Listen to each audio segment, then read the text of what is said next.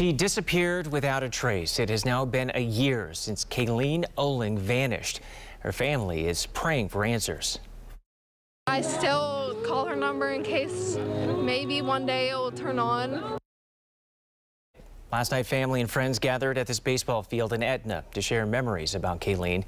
A year ago, she left to meet a friend, but never came back. It's hard knowing that we may never get these answers. Yeah. And we may have to just have these big events in our lives and her not be there. And that's one of the most difficult things. On Friday, we brought you a major update from police. They said Kaylene's disappearance is suspicious, and they do have suspects. Experts say the COVID-19 vaccines are about 95% effective at preventing coronavirus, but still many healthcare workers are saying no thanks.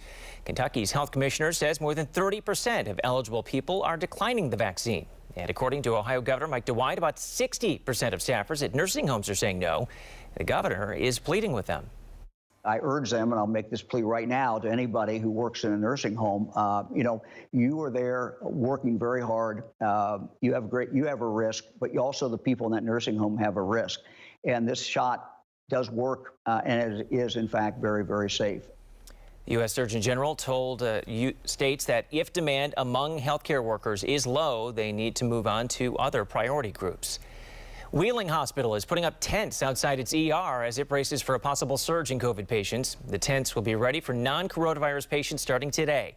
Hospital leaders there are worried about post-holiday surges that could overwhelm the facility. A mother who lives in upstate New York spent much of last year in the hospital with her baby. He was barely surviving a liver disease when he was diagnosed with COVID-19. She traveled to Pittsburgh to save her little boy's life and is even relocating here to help him recover. It's cold, huh? It didn't take long for Kaylene Donaldson to learn he likes ice pops and he likes to learn. Memories made at home in between near endless visits to the hospital. Maybe like once a month, sometimes twice a month. At just 2 months old, Kaylene developed a rare liver disease called biliary atresia. To improve his chances of survival, he would need a liver transplant. When his liver began to decline, we had to kind of like push up the stakes. His mom, Mattia, decided a hospital here in Pittsburgh was the best option for her son's procedure. Between back and forth visits to Pittsburgh, waiting for news about a donor, Mattia found herself back at a Syracuse hospital after Kaylene developed a fever. I'm sorry, I'm getting emotional. She was told 10-month-old Kaylene had tested positive for COVID-19, having no idea where the virus had come from. I didn't think he was going to make it. I didn't think he was going to be able to suppress the COVID. After 4 days in the hospital, Kaylene did make it. He always seems to wow his doctors. He is a blessing. He is a blessing, and he is a miracle. Just 2 weeks later in December, another miracle. Kaylene had a liver donor. My heart was so overjoyed that that's all I can do was cry. He got the procedure earlier this month, and Mom says he's in good spirits. He's going to spend about 6 months recovering in the hospital.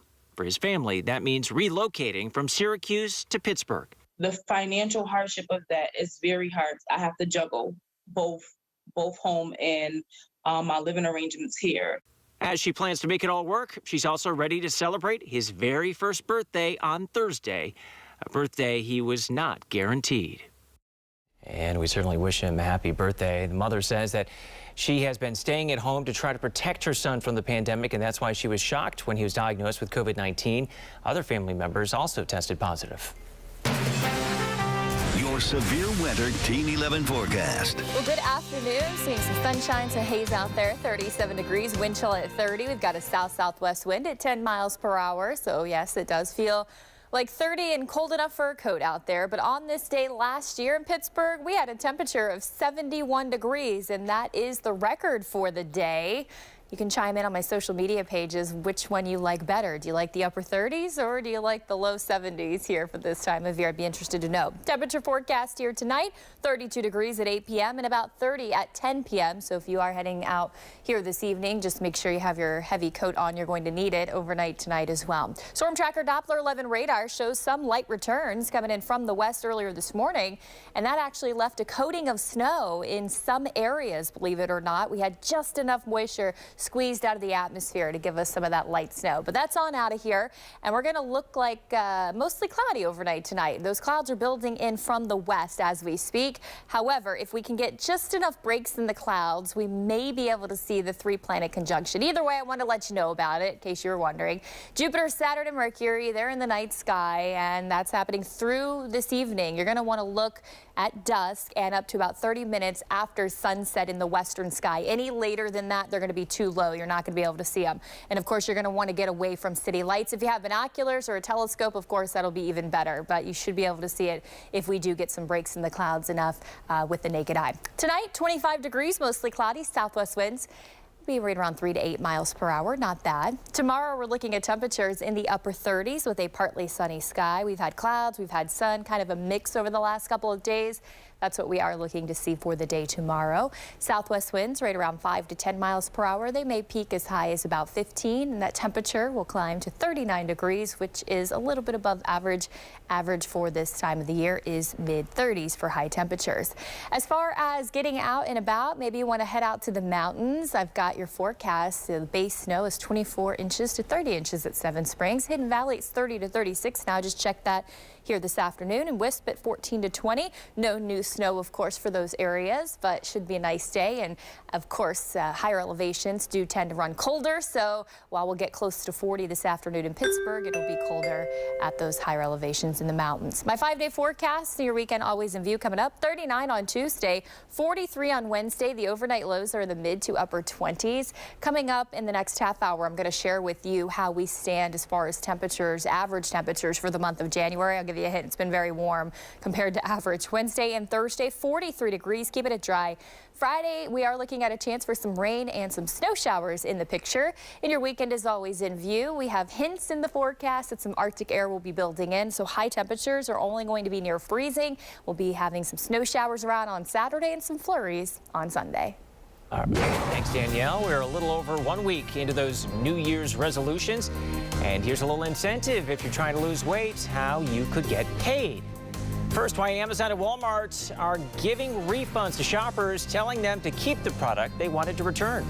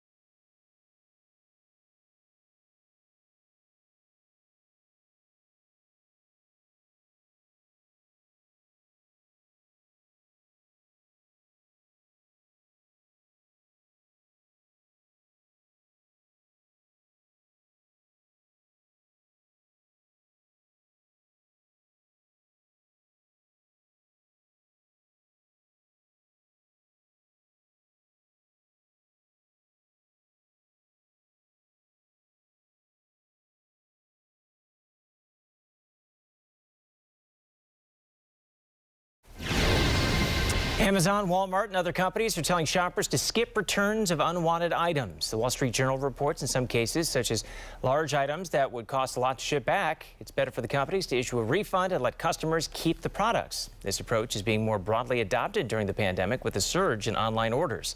If saving money is one of your New Year's resolutions, our consumer advisor Clark Howard shows you a good way to kickstart your savings.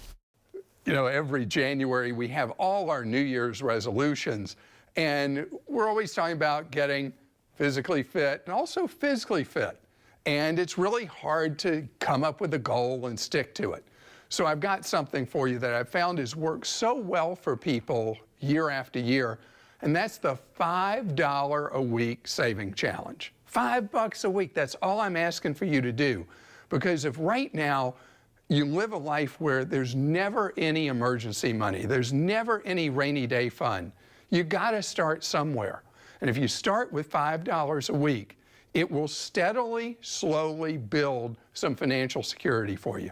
Put it in one of the online banks where there's no cost to have an account. You steadily add to it. And then when that rainy day comes, you're prepared. I'm Clark Howard. Doses of the COVID-19 vaccine being tossed in the trash, the new snag that has surfaced in the rollout. And the debate over when inmates should or should not get their shots.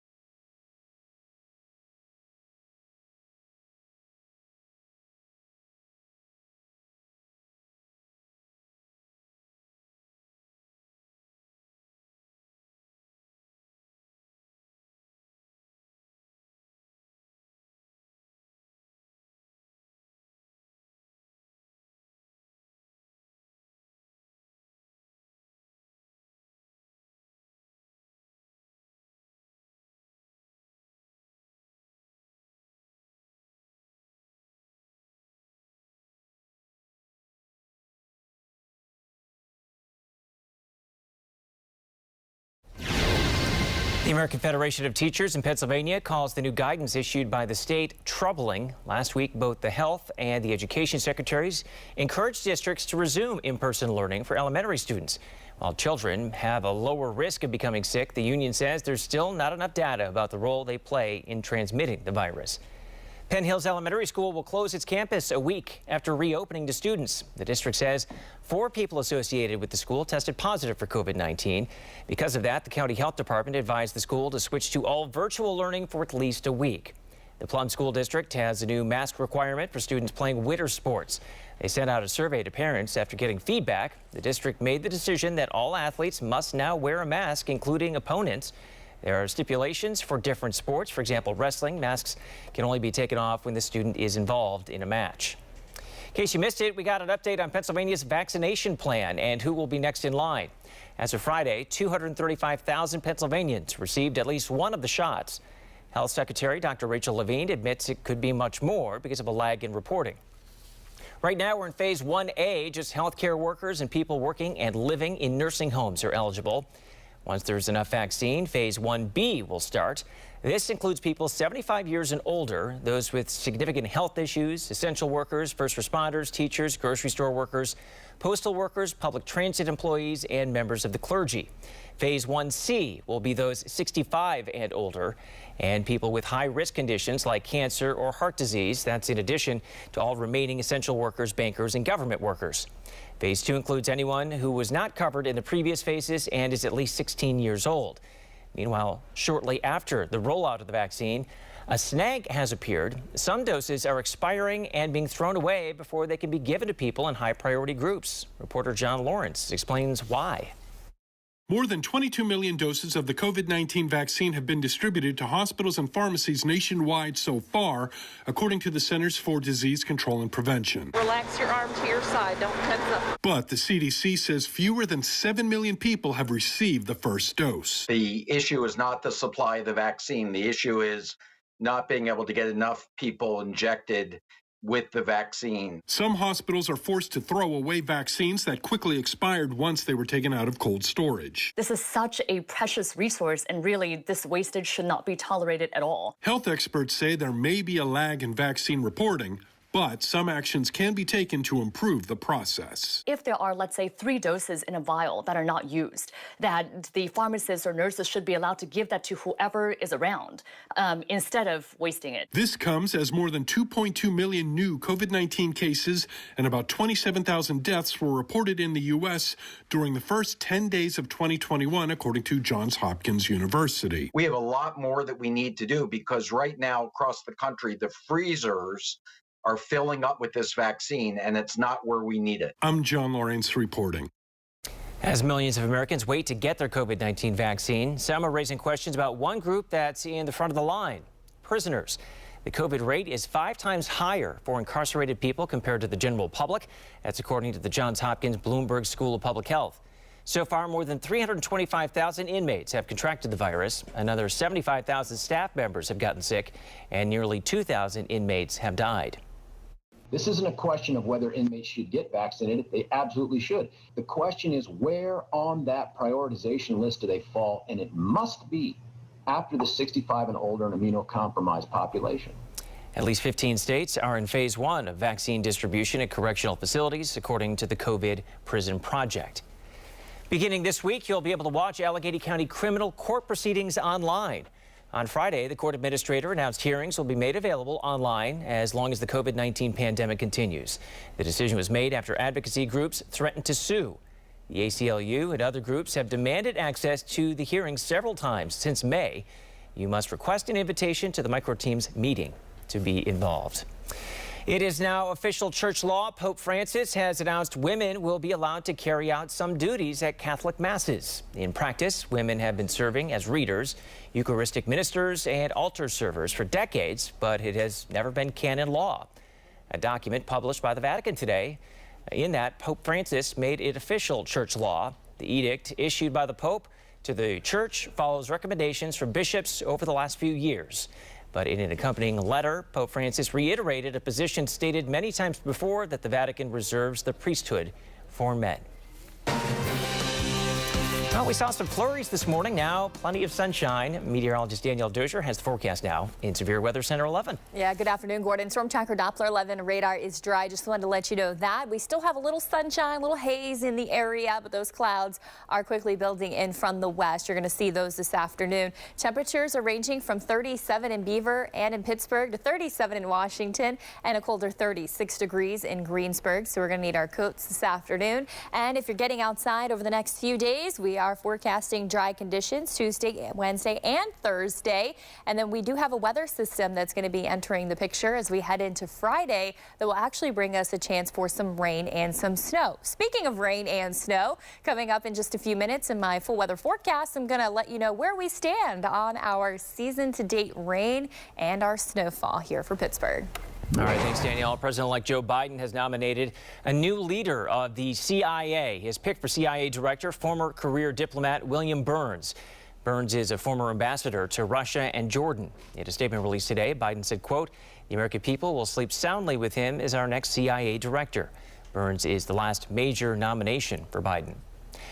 Earlier, we told you that Pittsburgh public safety officials are on alert after a group called Alethea made a list of possible protest events ahead of next week's inauguration of President-elect Joe Biden, including one post about an event in Pittsburgh that showed pictures of stockpiles of ammunition.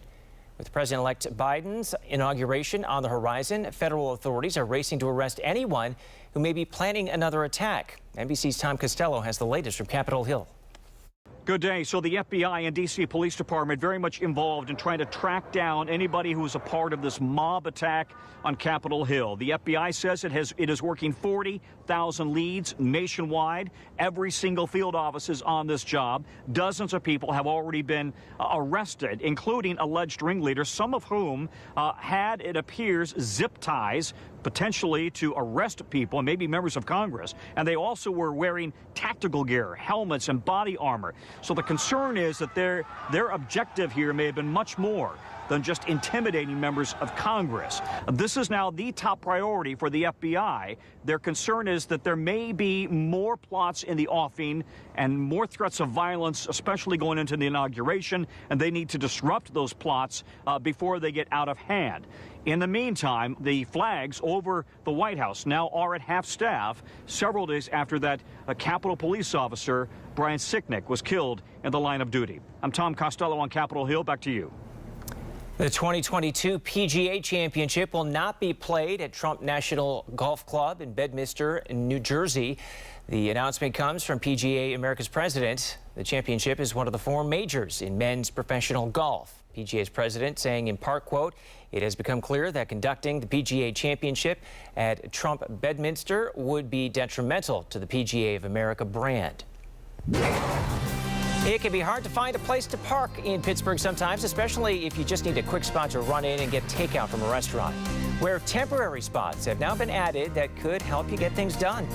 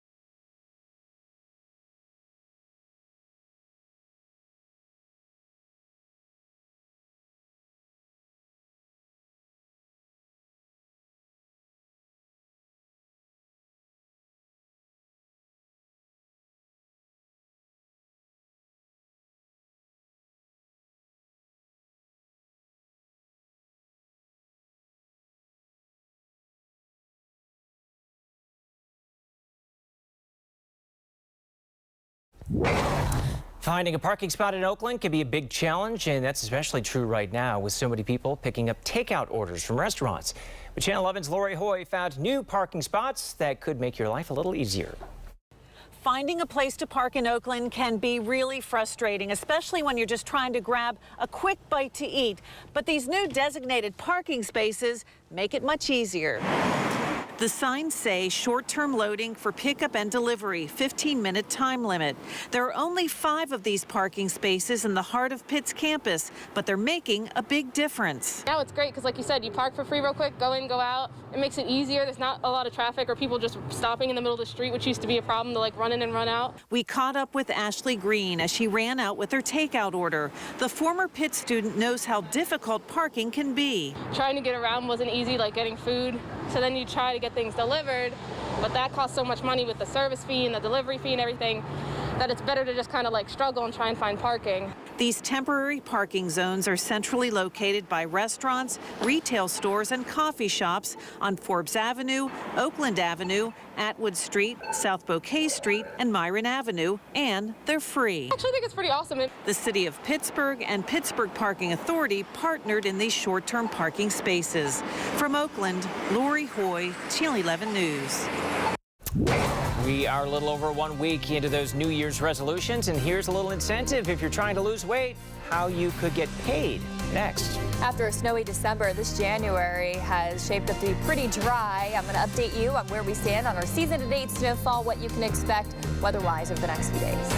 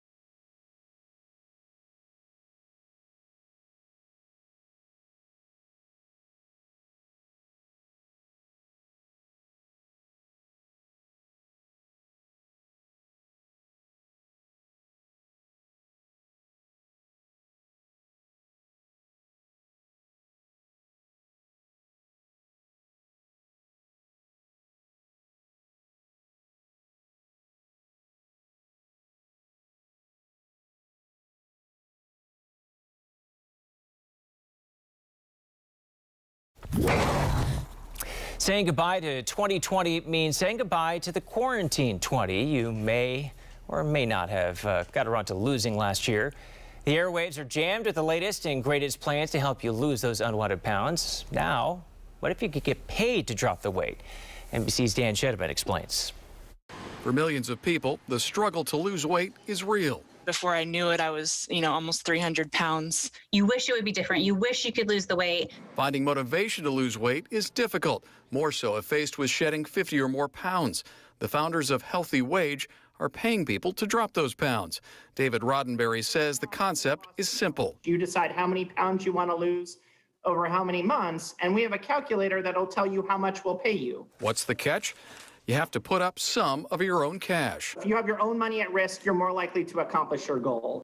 Jenny Sly lost 100 pounds in 10 months and won $3,000. So I liked Healthy Wage because it was literally just like a one-to-one, I'm going to pay this. If I reach it, I get the money back. I didn't have to rely on anything else. Sly did her research before signing up. You control everything except the final payout.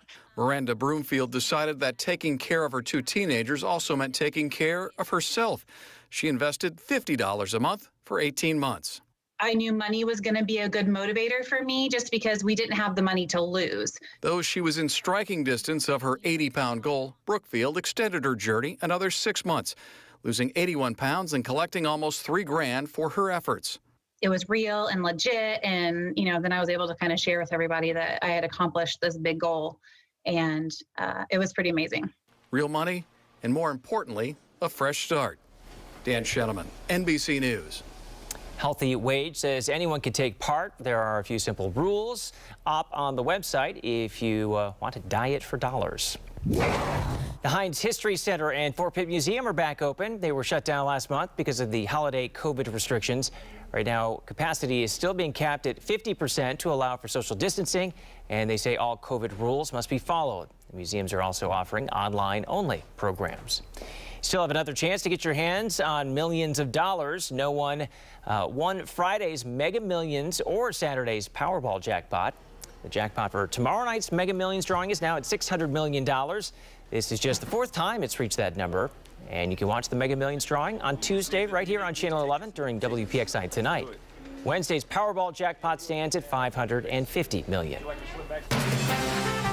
Your severe weather Team 11 forecast. Nice to see a little sunshine out there today, although the clouds are building back in from the west. The temperature is 37. Wind chill is at 30 degrees, so we have to have our heavy coats on when we head out this afternoon. South-southwest winds right around 10 miles per hour. Regionally, we're all stuck in the 30s. It's winter after all. Actually, the temperature in Pittsburgh this afternoon is running a little bit above average. Average is 35, and I mentioned earlier on this day last year we were at 71. Here's how January's been shaping up. The average temperature has been 33.4 degrees. This factors in the low temperatures and the high temperatures, so that puts us 5 degrees above average. And I wrote an article at the beginning of this month. You can check it out on my social media pages and on our website, and it'll let you know how we were forecasting this to happen. We knew that January was going to be pretty warm, at least the first part of the month. And since December 1st, this is how much precipitation we've had: 4.74 inches. The average is 3.73, so we're above average by about an inch, and this actually does factor in snow melt, in case you were curious, and we did get a lot of snow in December, I know. Season to date snowfall, this actually goes through October, so of course our snow season does start a little sooner because we do get snow in October, so this takes that into account. 28.5 inches, and the average there about 14, so we are above average by about 14.5 inches, and we're chipping away a little bit at December because we did see the bulk of this in the month of December. January's been relatively quiet for us so far. 22 in Butler overnight tonight, dry conditions. 24 in the Greensburg area, 22 degrees in Washington. So it's going to be a cold start to the day tomorrow, and we should have a mix of sun and clouds throughout the afternoon. The temperature will be climbing into the upper 30s once again and close to 40 degrees across our region. Highs area-wide, 39 in Beaver and 39 in Washington, 41 down in Uniontown for your Tuesday. So if you are getting out and about, once again, the coat's in order.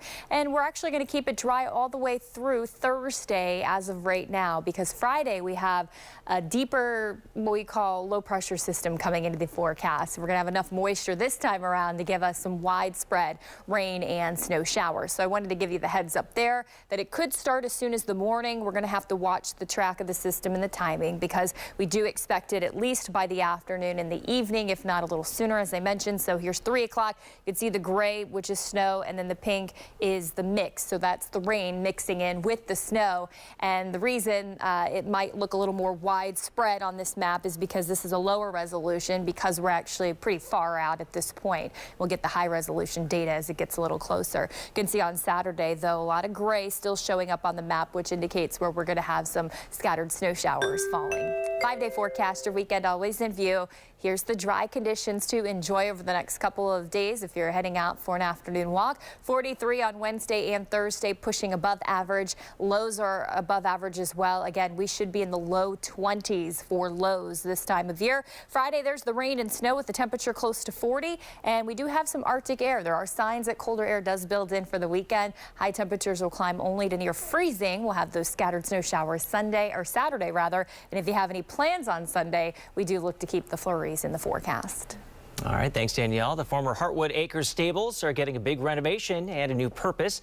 According to the Trib, the project will cost $2.4 million, turning the equestrian center into a wedding and special event center. Upgrades include $1.4 million for a new slate roof. The park's manager says many historic features will be preserved, and 12 weddings are already booked for this year. A major project to tear down old and abandoned buildings is about to get underway in Tarentum. The borough is looking to demolish 16 blighted properties. Many of the contracts came in under budget, which means more properties could meet the wrecking ball. Work could start by the end of January. A federal grant is available for this first group of demolitions. Now here's local steals and deals. Well, let me tell you what's going on. This is an idea that you're going to say, why didn't I think of that? This is the touchscreen purse, and right now we're all trying to be as clean as possible, simplify our lives as much as possible, be as organized as much as possible, really be aware of our surroundings. You know how that goes? This is such a fabulous idea because when I leave the house, I have to have my phone. Now, oh my gosh, I need my hands. Do I put my phone down? No, now I have it. This touchscreen purse has a great place to put my phone in the back, but here's the unbelievable part. This really works. Oh my gosh, I love it. It works with all different sizes of phones, and the phone can be in the case, and you have space for keys and readers and lip gloss and whatever you want to have in there, which I have all my stuff in there, so it's all good to go. I'm not the only one who thinks it's a great idea. Laura Grenier from Shark Tank, who is a sweetheart, by the way, thinks it's a great idea as well. We have different patterns and different colors, so you can definitely have them to match different outfits. But now when you leave the house, you're not going to have to go, oh no, I don't want to put my phone down on the table and walk away. Oh no, I have too many things in my hand, right? How easy and streamlined and efficient is your life? Voila! Crossbody, RFID protection, adjustable, all the technology you want, and it's going to work with any of the phones that you use. By the way, it's also 20% off on localsteals.com.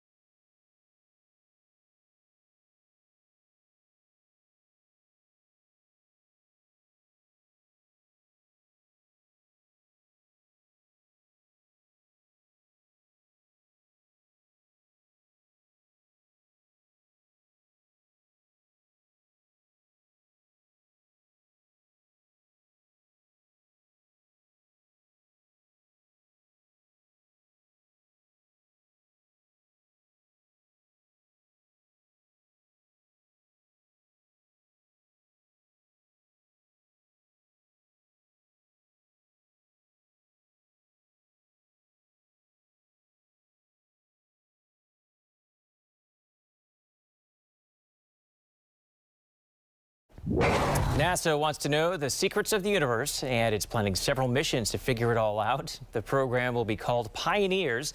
The missions will be aimed at figuring out what makes the universe tick. Scientists are looking to explore galaxy evolution and exoplanets.